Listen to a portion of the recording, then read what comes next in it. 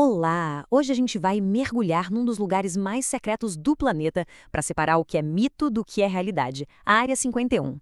O que será que realmente aconteceu lá no deserto de Nevada, hein? Vamos descobrir juntos o que os documentos, que só agora vieram a público, de fato revelam.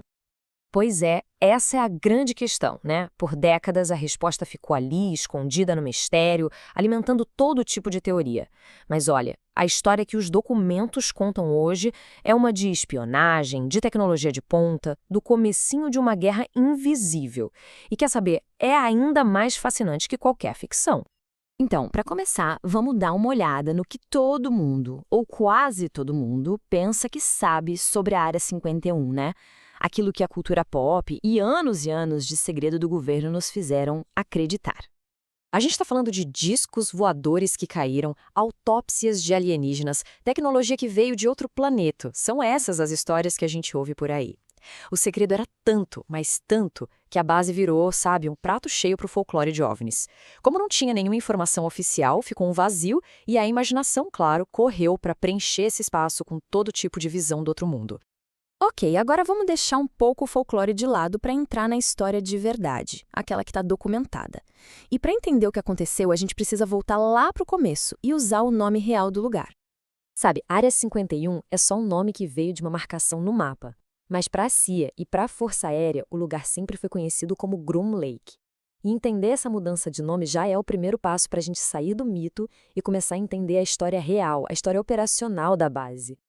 Mas por que escolheram justo aquele lugar? Essa citação aí é do Kelly Johnson, o projetista genial da Lockheed. Pensa só, em 1955, ele precisava de um lugar totalmente isolado, super seguro, para testar um avião espião que era, assim, revolucionário. E aquele leito de Lago Seco era a pista de pouso perfeita, pronta, feita pela natureza. Não tinha como ser melhor.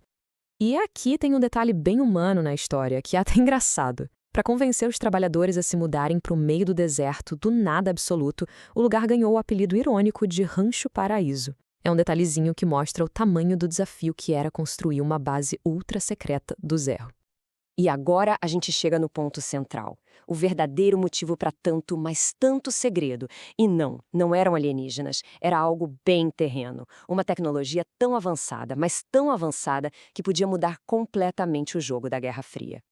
A Área 51 era basicamente a casa dos projetos negros. Pensa em programas militares tão secretos, mas tão secretos que oficialmente eles nem existiam. O governo negava tudo. Entender esse conceito é fundamental para sacar por que o sigilo e o isolamento lá eram tão extremos. A história da base é basicamente uma linha do tempo do que havia de mais secreto e avançado na aviação americana. Tudo começou lá em 55, com o avião espião U-2. Ele voava mais alto que qualquer outra coisa na época. Daí evoluiu para o projeto Oxcart com o A-12, que era ainda mais rápido e voava mais alto. E teve até o Tag Board, um projeto de drone que era uma coisa de louco, super ambicioso para aqueles tempos. E o que é impressionante aqui é a escala desse salto tecnológico. O U-2 voava mais de 21 mil metros de altura, muito, mas muito acima de qualquer avião comercial. Mas aí veio o A-12, o sucessor dele. E ele chegava a quase 28 mil metros e a mais de 3 vezes a velocidade do som. Eram literalmente máquinas de outro mundo para quem vivia naquela época. Mas esse trabalho todo de vanguarda tinha um custo bem alto. O projeto do drone D-21, por exemplo, acabou sendo cancelado depois de uma tragédia em 1966. O drone bateu na aeronave que o lançava e um dos pilotos acabou morrendo. É um lembrete bem pesado dos riscos gigantescos que eles corriam ao tentar empurrar os limites da tecnologia. Mas o sigilo todo não servia só para proteger segredos de Estado. Ele também acabou criando uma zona sem nenhuma supervisão pública. Isso teve consequências bem reais para as pessoas que trabalharam lá. Aconteceu o seguinte, em 1994, um grupo de trabalhadores entrou com um processo contra o governo. Eles alegavam problemas de saúde sérios por causa da queima de lixo tóxico a céu aberto. E a resposta do governo?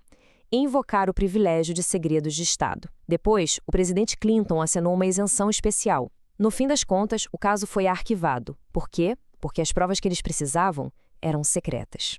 É um exemplo absurdo de como o sigilo de segurança nacional pode passar por cima da justiça. Certo. E agora a gente vai conectar os pontos. Como é que esses projetos super secretos de espionagem acabaram virando as lendas de OVNIs que todo mundo conhece hoje?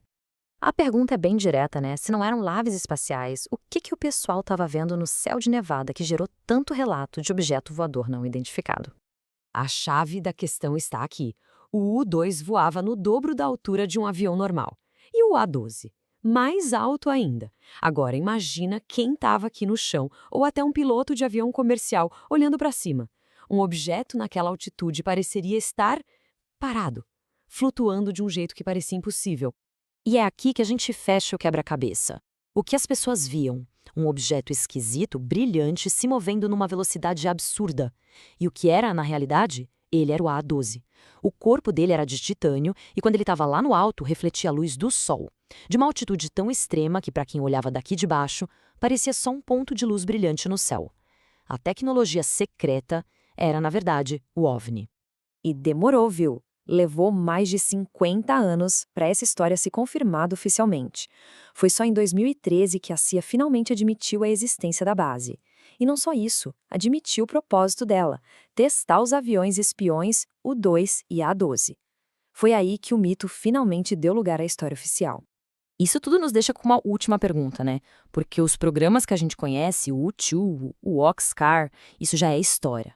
Mas a base? Bom, a base continua funcionando a todo vapor, tão secreta quanto sempre foi. Então fica a dúvida, o que será que está voando nos céus de Groom Lake hoje, esperando para ser revelado daqui a, sei lá, 50 anos? A história real, mais uma vez, pode acabar sendo bem mais estranha que qualquer ficção.